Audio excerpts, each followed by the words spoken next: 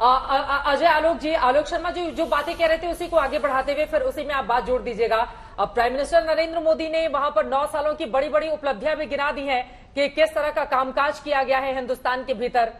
तो अजय आलोक जी की नजर तो उसी पर थी, आलोक शर्मा जी की। देखिए चित्रा जी, ऐसा है कि हम भिखमंगे नहीं, भारत भिखमंगा नहीं कि हमें न्यूक्लियर पावर सबमरीन दे दो, हमें ये दे दो, हमें वो दे दो, तभी हम एशिया पैसिफिक पे जाएंगे। नहीं, हम केपेबल हैं अपने दम पे क्रिएट करने की।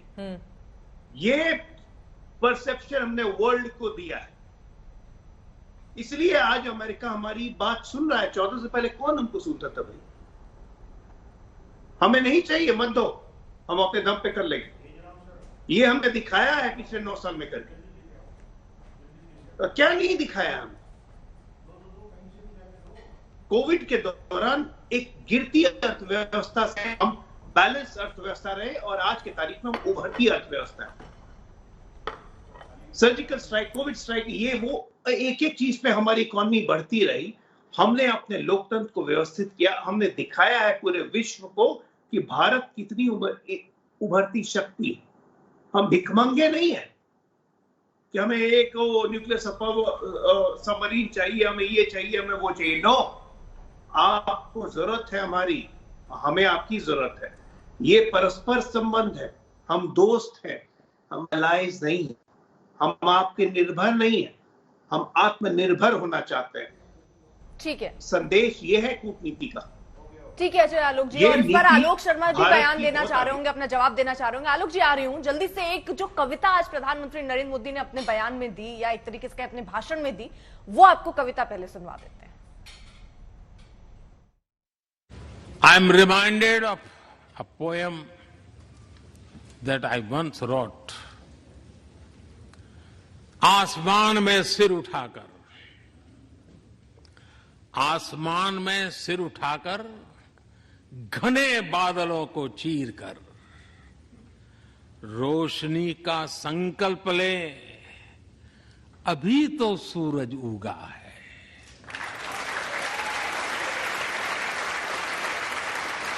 अभी तो सूरज उगा है। दृढ़ निश्चय के साथ चलकर, दृढ़ निश्चय के साथ चलकर, हर मुश्किल को पार कर, घोर अंधेरे को मिटाते, घोर अंधेरे को मिटाने अभी तो सूरज उगा है।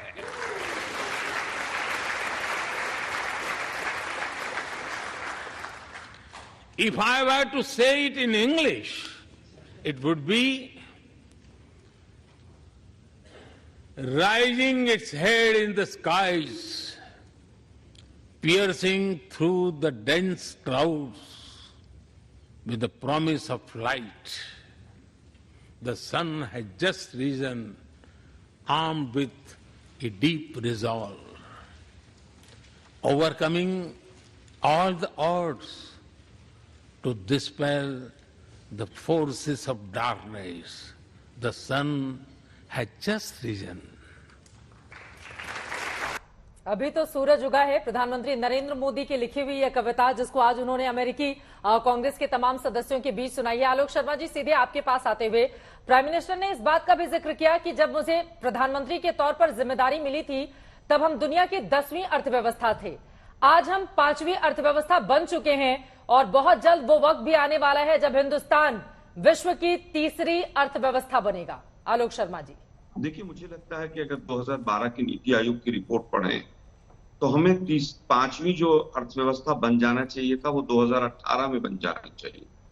और ये इकोनॉमी का प्रिंसिपल है कि किस तरह से इकोनॉमी ग्रो करती है। पी चिदम्बरम साहब का भाषण अगर पार्लियामेंट में कोई किसी ने सुना हो तो मुझे लगता है उसमें बहुत अच्छी क्लैरिटी मिल जाएगी। अब बात आती है रोशनी का संकल्प लें। हमारे यहाँ पर नॉर्थ ईस्ट में सूर्योदय होता है और नॉर्थ ईस्ट में किस तरह का सूर्योदय हो रहा है ये पूरा देश देख रहा है। मुझे लगता है कि प्रॉमिस ऑफ लाइट की बात मोदी जी ने, यार बीच में क्यों बोलते हैं यार आप? रात को भी बीच में नहीं बोलना। चुप रहिए, 3 बजे रात में शांत रहिए, पे जा रहे हैं यार, बोलने दीजिए। चर्चा करने के लिए बैठे हुए चित्रा जी को शांत नहीं करेंगे। अजय आलोक जी, अजय आलोक जी प्लीज, अजय आलोक जी प्लीज, अभी वो शाम का दंगल होने में बाकी है बहुत। अभी सुबह का वक्त हुआ है, थोड़ा आराम से। हाँ ठीक है, आलोक शर्मा जी आराम से प्लीज, सुबह झगड़ा नहीं करते हैं भाई, सुबह झगड़ा नहीं करते हैं सर, आराम से। सुबह झगड़ा कर लेंगे तो पूरा दिन ऐसे ही बीतेगा। दोनों से गुजारिश है। आलोक शर्मा जी की बात हो जाए। अजय आलोक जी आ रही है आपके पास। अमेरिका पे डिबेट करने में क्या, हाँ ठीक है, अमेरिका पर ही डिबेट करते हैं। आलोक शर्मा जी आपकी बात महत्वपूर्ण है मणिपुर को लेकर। उसको लेकर गृह मंत्री ने 24 तारीख को सर्वदलीय बैठक भी बुलाई है, जिसमें आप लोगों को सुझाव दिए जाएंगे। हाँ ठीक है, आप बोल लीजिए। आलोक जी कोई बोलना है तो मुझे क्यों आप बोल लीजिए। अजय आलोक जी नहीं बोलेंगे, बोलिए आलोक शर्मा जी, नाराजगी नहीं, सुबह गुस्सा नहीं। मेरा ये कहना है कि कविता तो पढ़ी जाए रोशनी की और नॉर्थ ईस्ट डार्क में रहे, ये दुर्भाग्यपूर्ण। यहाँ पर कट्टरता बढ़े और वहां पर कट्टरता पे ज्ञान पेला जाए, ये दुर्भाग्यपूर्ण है। यहाँ पर शब्दों का चयन थोड़ा सही से कीजिए, सुबह अच्छा नहीं लगता। और प्लस आप किसी पार्टी के प्रवक्ता है, तो शब्दों का चयन थोड़ा अच्छा कीजिए प्लीज, ये रिक्वेस्ट है। अपनी बात रखिए, लॉजिकल तरीके से रखिए, लेकिन शब्दों का चयन थोड़ा ठीक कीजिए सर। मैं फिर कहूंगा कि यहाँ पर कास्ट, क्रीड और रिलीजन और जेंडर के आधार पर जिस तरह से भेदभाव बढ़ रहा है, जिस तरह से मॉब लिंचिंग बढ़ रही है, और वहां पर संसद में भाषण दिया जा रहा है कि हम तो पता नहीं क्या कर रहे हैं वहां पर शांति के लिए। मुझे लगता है कि कथनी और करनी में जमीन और आसमान का फर्क है। यहाँ पर कहा भाषण में चाइना को संदेश दिया जा रहा है, और जब अपने देश में होते हैं तो चाइना को क्लीन चिट दी जाती है। यूक्रेन के युद्ध की बड़ी बड़ी बातें वहां पर हो रही हैं, लेकिन यहाँ पर मणिपुर के ऊपर मां नहीं बोला जा रहा है। अजय आलोक जी आ रही है, एक बार इनकी बात हो जाए, मैं फौरन आ रही हूँ, एक बार जल्दी से इनकी बात खत्म हो जाए। देखिए, मुझे लगता है डेमोक्रेसी पे मोदी जी भाषण देते हैं, उनके प्रवक्ता बीच बीच में टोकते हैं। वो कहते हैं फ्रीडम ऑफ स्पीच की बात, और ये चुप नहीं रह सकते रात को भी उनको, क्योंकि कथनी और करनी में दोनों के फर्क है। जो आप देश में कर रहे हैं और जो वहां पर भाषण दे रहे हैं, उसमें जमीन और आसमान का अंतर। आलोक शर्मा जी, जब हम स्पीच दे रहे होते हैं तो हम अकेले बोल रहे होते हैं, जब हम डिबेट में होते हैं तो आपसे क्रॉस क्वेश्चन किया जाएगा। सर आप तो इतने सीनियर हैं आलोक शर्मा जी, आप ऐसी बातें कर रहे हैं। वो भी मैं अपने दर्शकों को बता दूं, जो दर्शक हजारों की तादाद में सोशल मीडिया पर और टीवी के जरिए देख रहे हैं, 3:07 हुए हैं सुबह के, और सुबह ऐसे लड़ना ठीक नहीं है। लेकिन आपने जो पॉइंट इस समय रेस किए हैं, उठाए हैं, अजय आलोक जी, मैं लड़ नहीं रहा हूं, मैं अपनी बात रख रहा हूं। चित्रा जी, बीच में कौन बोल रहा है आप जरा देखिए। अच्छा ठीक है, यही हालत है हिंदुस्तान के मीडिया। चित्रा जी, मैं इनकी बात मान लेता हूं कि चलिए, इंडियन पार्लियामेंट में डेमोक्रेसी डेड हो गई, इन्हीं की बात है, क्योंकि माइक को ऑफ कर दिया था। ये लोग बोलते थे ना, माइक ऑफ कर दिया था, हमारी बात निकलती नहीं। दिन भर सुबह से लेके 3 बजे, देखिए अभी आलोक जी शुरू हो गए, सुबह 3 बजे से गाली देना।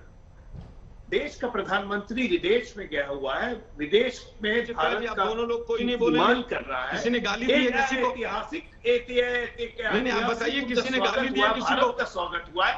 आलोक जी ठीक है, अजय जी ठीक है, एक सेकंड, आलोक जी आप अपनी बात रख लीजिएगा, ऐसे बोलने दीजिए ना, बीच में सर हो नहीं पाएगा सर। आलोक जी आप अपनी जो आपत्ति है, जब आपका टर्न आएगा प्लीज जब चर्च करा दीजिएगा। अजय आलोक जी आप अपनी बात कंप्लीट कीजिए।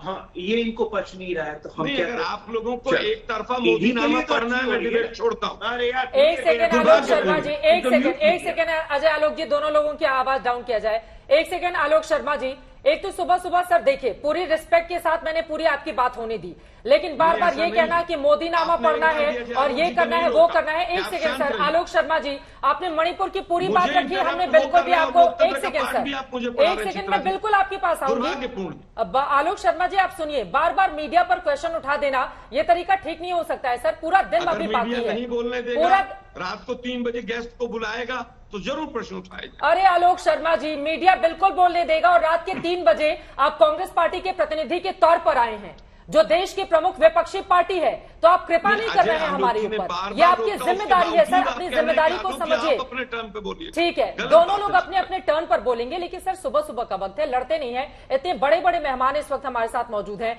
और हिंदुस्तान से ज्यादा इस वक्त विदेशों में लोग हमें देख रहे हैं। अच्छा लगेगा क्या कि हम सुबह 2:15 बजे इस तरह से आपस में झगड़ रहे हैं? अजय आलोक जी की बात हो जाए, आप अपनी बात जरूर कीजिएगा। आज पीएम ने भी कहा कि भारत और अमेरिका के रिश्ते अगर यहां तक पहुंचे हैं तो हमारे देश के तमाम प्रधानमंत्रियों और अमेरिका के तमाम राष्ट्रपतियों का उसमें इंपॉर्टेंट रोल रहा है। तो ऐसा नहीं है वो सिर्फ अपनी ही वाहवाही करके वहां से चले गए, उन्होंने इस बात का जिक्र किया है। आलोक जी आप बोलिएगा, एक बार अजय आलोक की बात कंप्लीट हो जाए। अजय आलोक जी जल्दी से। देखिए, कुंठा से भरे मन को समझाने का कोई उपाय नहीं होता है, तो मेरे पास आलोक शर्मा जी को समझाने का कोई उपाय नहीं कि 3 बजे सुबह उठे और क्रिटिसाइज करने लगे प्रधानमंत्री को कि मणिपुर को नहीं देख रहे, वहां ज्ञान दे रहे हैं, और नहीं, और घटिया शब्द इस्तेमाल किया, मतलब मैं बोलना भी नहीं चाहता, ज्ञान पता नहीं क्या करना, व्हाटएवर। नहीं, ये समय है, आज समय है भारत को एंजॉय करने का, भारत को मजा लेने का कि हमारी भारत किस हद तक विश्व में स्थापित हो रहा है और कैसे लोग भारत को देख रहे हैं, किस ढंग से देख रहे हैं, किस नजर से देख रहे हैं। वहां की घटिया यहाँ पर राजनीति, डोमेस्टिक राजनीति, ये तो चलती रहेगी। हम आप तो लड़ते रहेंगे यार, अगले साल चुनाव लड़ेंगे, हम ही आएंगे, आप विपक्ष में रहोगे और घटिया तरीके से विपक्ष में रहोगे, बावर भी नहीं आएगी। चलो ये चलेगा, 20 साल बाद आप आएंगे तो फिर हम लोग देखेंगे हम लोग कैसे रहेंगे। लेकिन देश पीछे नहीं जा सकता है ना, आप देश को पीछे ले जाने की कोशिश क्यों करते हो हमेशा? ये दिक्कत है आलोक जी, ये दिक्कत है। ठीक है आलोक शर्मा जी। देखिए, लोकतंत्र की बात हो और 3-3 वर्षों तक जम्मू कश्मीर में चुनाव भी ना करवाए जा सके, पेगासस लगाकर तमाम संवैधानिक संस्थाओं का हनन किया जाए, उनके अधिकारों का, फिर तमाम संवैधानिक बीच में क्यों बोलते हैं? अजय आलोक जी उनको बोल लेने दीजिए प्लीज, गुजारिश है। तो सवाल उठाने लाजमी है कि आप अपने देश में, देखिए भाई, आपका चैनल है, मीडिया आपका है, आलोक जी प्लीज उनको, उनकी भी बात सुन लेते हैं, उनकी भी बात सुन लेते हैं। ये प्रधानमंत्री के बारे में अमेरिका कोई बात नहीं, सुन लेते हैं आलोक जी, सुन लेते हैं। ठीक है, जब आप बोल रहे थे वो शांति से सुन लेते हैं उनको भी। यही तो हमारे डेमोक्रेसी है ना कि अलग अलग आज प्रधानमंत्री ने खुद ही कहा कि हमारे वहां 2500 से ज्यादा पॉलिटिकल पार्टियां हैं और अलग अलग राज्यों में 20 से ज्यादा पॉलिटिकल पार्टियां ऐसी हैं जो रूल कर रही हैं। तो यही हमारे देश की खूबसूरती है, हर तरफ से आती हुई जितनी भी फिजाएं हैं और हवाएं हैं उनका वेलकम किया जाना चाहिए। आलोक शर्मा जी अपनी बात को आगे बढ़ाएं।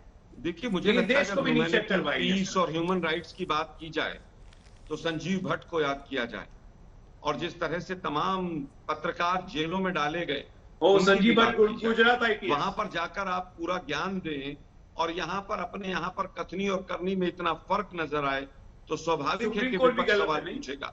देश के पहले प्रधानमंत्री, एक बात, एक सेकंड आलोक जी, अब रोक रही हूँ इसको, ये मत कह दीजिएगा कि मीडिया बोलने नहीं दे रही, क्रॉस क्वेश्चनिंग लीजिएगा इसको। गजब है भाई। आलोक जी मुझे जरूर बताइए, मनमोहन सिंह जब वहां पहुंचे थे तो क्या देश की कमियां गिना रहे थे वहां जाकर? क्या मनमोहन सिंह ये जता रहे थे कि गरीबी अभी देश से हटी नहीं? हमने नारा दिया लेकिन गरीबी हटी नहीं, क्या उन्होंने वो किया? जो आपके देश की उपलब्धियां रहेंगी उस पटल पर उपलब्धियां बताई जाए, कि ये बताया जाए कितने रेप हो रहे हैं, कहां हिंसा हो रही? कौन सा प्रधानमंत्री उस पटल पर ये जाके कहता है? आप बताइए, आप कह रहे हैं ये सारी बातें नहीं होती वहां पर, वहां जाके ये कहना चाहिए प्रधानमंत्री को? मैंने कहा नहीं, यही कहना चाहिए था कांग्रेस के हिसाब से। आप एक बोलना कांग्रेस के हिसाब से। अजय आलोक जी प्लीज, हिंदुस्तान के मीडिया को इसीलिए गोदी मीडिया कहा जाता है। भी उनको चुप कराया जा रहा था, उनको बोल लेने दीजिए। एक सेकंड सर, कितना बोलेंगे? ठीक है सर, कांग्रेस के प्रवक्ता बोलना शुरू करते हैं और दोनों की जुगलबंदी शुरू हो जाती है। मैं चुप रहूंगा, आप दोनों बोलिए। मतलब आप क्यों आए हैं? सारी वजह ने, क्योंकि आज तक ने बुलाया था। नहीं, एक सेकंड सर, ये तरीका ठीक नहीं है। अजय आलोक जी प्लीज आपसे गुजारिश है। आलोक शर्मा जी अपनी बात को आगे बढ़ाइए, कोई नहीं बोलेगा। बीजेपी के प्रवक्ताओं को खुली छूट मिलती है। आलोक शर्मा जी प्लीज अपनी बात को आगे बढ़ाइए, कोई नहीं बोलेगा सर, नाराजगी नहीं प्लीज। हमने आपको बुलाया है, आप बिल्कुल वैसे ही मेहमान हैं जैसे कि अजय आलोक हैं। आलोक शर्मा जी अपनी बात को आगे बढ़ाइए, कोई नहीं बोलेगा। मुझे लगता है जो एंकर महोदया चित्रा जी आपसे पूर्ववर्ती बोल रही थी, उनको शायद 1971 के गरीबी के आंकड़े और आज के आंकड़े नहीं पता होंगे। थोड़ा सा पढ़ना चाहिए उनको। बिना मीडिया पे टिप्पणी करे आ जाते हैं पीएम मोदी की स्पीच पर। Please sir, please Alok Sharma ji. नहीं तो गरीबी रेखा पर कौन गया था? नहीं बोल रहे हैं, वापस आता हूं, इधर उधर खाली बोले जा रहे हैं। यही तो प्रॉब्लम है ना, सोच रही है कि मैं इसीलिए इस हिंदुस्तान के मीडिया को गोदी मीडिया कहा जाता, बोलने नहीं देते लोग। हमारे साथ कमला हैरिस के बेहद करीबी यूएसए से मेहमान जुड़े हुए हैं। नवनीत चुग जी, क्या सोचेंगे हमारे देश के प्रवक्ताओं के बारे में? ये दोनों आपकी जिम्मेदारी है कि हिंदुस्तान के भीतर की एक कम से कम ऐसी स्वस्थ डिबेट की तस्वीर उनके सामने पेश करें। कहां लेकर चली गई? ठीक है, ओके आलोक जी, आप तो एकदम टॉपिक पे ही हैं। देखिए, आप ना एक खान कराए हैं, उतनी देर से आप नाराजगी दिखा रहे हैं सर। बहुत अच्छा समय बिताया, बहुत बहुत धन्यवाद। नाराजगी नहीं दिखाते हैं। नहीं प्लीज, अभी सबका ऑडियो डाउन किया जाए, एक सेकंड, सबका ऑडियो डाउन किया जाए। आलोक शर्मा जी आप बोल लीजिए, सभी का ऑडियो डाउन किया जाए। आलोक शर्मा जी आप बोल लीजिए, ताकि आप नाराजगी नहीं जताएंगे आगे। आप अपनी बात कह लीजिए, फिर मैं बाकी मेहमानों की बात। इतना सुनने के बाद भी अजय आलोक जी प्लीज, आलोक शर्मा जी बोलिए। वहां दे रहे हैं, सबसे इंपॉर्टेंट है कि क्या आप उसको अपने देश के अंदर उस तरह की एक्टिविटीज कर रहे हैं। पहले देश के प्रधानमंत्री हैं जिनका खुली सड़कों पर अमेरिका में इतना विरोध भी हो रहा है, तमाम लोग स्लोगन लेकर वहां पर सड़कों पर भी खड़े हैं। ये देश का अपमान भी है। क्यों? क्योंकि आपकी कथनी और करनी में फर्क है। आप जिस तरह से लाल किले की प्राचीर से झूठ बोलकर निकल जाते हैं, उसी तरह से वहां पर भी आप झूठ बोलने का प्रयास कर रहे हैं, और हम सवाल उठाएंगे। अगर मणिपुर जलेगा तो हम सवाल उठाएंगे। अगर देश के प्रधानमंत्री मणिपुर का मां नहीं बोलेंगे तो हम सवाल उठाएंगे। केवल कविता पढ़ देने से देश नहीं चलता है। घोर अंधेरे में अगर प्रॉमिस ऑफ लाइट होगा तो डेफिनेटली हम सवाल उठाएंगे कि मणिपुर में लाइट कुछ नहीं हो सकता है। एक मिनट, आपका कुछ नहीं हो सकता है। आप वहां खत्म आदमी हैं। अरे भाई, हमारा क्या होगा छोड़ दीजिए, मणिपुर का क्या होगा उस पर बात कीजिए जरा। और देश की गरिमा के बारे में आपको और कांग्रेस पार्टी को, अरे भाई, देश की गरिमा जो है मोदी जी ने ठेका ले रखा है क्या? इतने पागल विपक्ष भी है कि आपको देश विपक्ष भी इस लोग क्या होता है हिस्सा समझ में नहीं आता। लोग चीन घुसकर बैठ जाए तो देश की गरिमा समझ नहीं आती आप लोग को। पुलवामा होता है तो गरिमा समझ नहीं आती। सुबह के 3:15 बज रहे हैं। मैं यहाँ पर अभी दंगल की इजाजत नहीं दे सकती। दोनों को ऑडियो डाउन किया जाए। मैं सीधे नवनीत चुग जी के पास जाऊंगी। आप कमला हैरिस के बेहद करीबी हैं, यूएसए से हमारे साथ जुड़े हुए हैं। बाकी मेहमानों के पास भी आऊंगी। बिल्कुल अभी सुबह सुबह कोई दंगल नहीं होगा, शांति से डिबेट चलेगी। एक अच्छी स्पीच हुई है, उसके जरिए हिंदुस्तान कैसे आगे बढ़े और किस तरह से अपनी महत्वाकांक्षाओं को और पूरा करे। लेकिन आलोक शर्मा जी, आपकी भी बात अहम है। अजय आलोक जी उस पर जवाब देंगे, लेकिन उसके पहले बाकी मेहमानों को लेकर आती हूं। एक बार फिर से नवनीत चुग जी आपका रुख करते हुए, महत्वाकांक्षाओं से भरे हुए दोनों ही देश हैं, लेकिन यकीनन जिस शांति के प्रयास के लिए हिंदुस्तान लगातार प्रयास कर रहा है, पक्षधर रहा है, रूस और यूक्रेन के युद्ध के मद्देनजर आगे आने वाले वक्त में किस तरह की मध्यस्थता के तौर पर अपनी बड़ी भूमिका हिंदुस्तान निभा सकता है, क्योंकि दोनों के बीच उसने अपनी एक तटस्थ भूमिका शांति के लिए बनाकर रखी हुई है। Navneet Chugh ji. Thank you. I think सुबेरे हो या दोपहर या शाम को दंगल हो तो ठीक है, पर अगर आप कोई आम आदमी जो है इंडिया का, उसके लिए कुछ फायदा हो रहा हो तो दंगल और लड़ाई झगड़ा बहुत अच्छा है। पर आई थिंक जो कोई गांव में कोई आम आदमी रह रहा है, उसको उसकी लाइफ कैसे अच्छी हो, उस बात के ऊपर झगड़ा होना चाहिए। सो पहले 1700 साल इस सेंचुरी के India was number 1 in the world, और फिर अपनी परसेंटेज ऑफ जो दुनिया की वर्ल्ड आउटपुट है वो कम होनी शुरू हो गई। अब आज इंडिया पूरे दुनिया का 17% पॉपुलेशन है, पर अपनी इकोनॉमी सिर्फ 4% है। और 2075 में इंडिया की इतनी तरक्की होने वाली है कि इंडिया नंबर 1 इकोनॉमी बन जाएगा। पर प्रॉब्लम यह है कि नंबर 1 इकोनॉमी तो हम बन जाएंगे, पर ऑन एन एवरेज पर इंडियन, हर एक आदमी इंडिया का, हर एक आदमी चाइना से आधा अमीर होगा और 75% कम अमीर होगा एवरेज अमेरिकन से। सो जब हम बोलते हैं कि इंडिया की इकोनॉमी नंबर 1 बन गई या नंबर 5 बन गई, उस इकोनॉमी को 1.4 बिलियन 140 करोड़ लोगों के साथ भी डिवाइड करना पड़ता है टू रियली फाइंड आउट कि जो इंडिया का एक एक आदमी है वो कितना अमीर है और कितनी उसकी लाइफ में प्रॉस्पेरिटी है। सो अगर डिबेट होनी चाहिए, अगर कोई झगड़ा होना चाहिए, तो वो 10, 15, 20 चीजों का होना चाहिए कि हम 2075 में 50 साल बाद नंबर 1 कंट्री हो। सिर्फ इकोनॉमी नहीं, पर कैपिटा इनकम, हर एक आदमी की इनकम बिल्कुल इंडिया की नंबर 1 होनी चाहिए। सो वो जो 10, 15, 20 चीजें हैं जो कर सकते हैं, 4% ऑफ द कंट्री टैक्स देती है, 96% नहीं देती है। 600 मिलियन लोग, 60 करोड़ आज फिर भी फार्मिंग कर रहे हैं, वो नंबर होना चाहिए 5%। उनको कहाँ से, गांवों को कहाँ से शहर बनाना है, उनको कौन सी जॉब देनी है, इंफ्रास्ट्रक्चर कैसे अच्छा करना है. We have one of the worst legal systems in the world.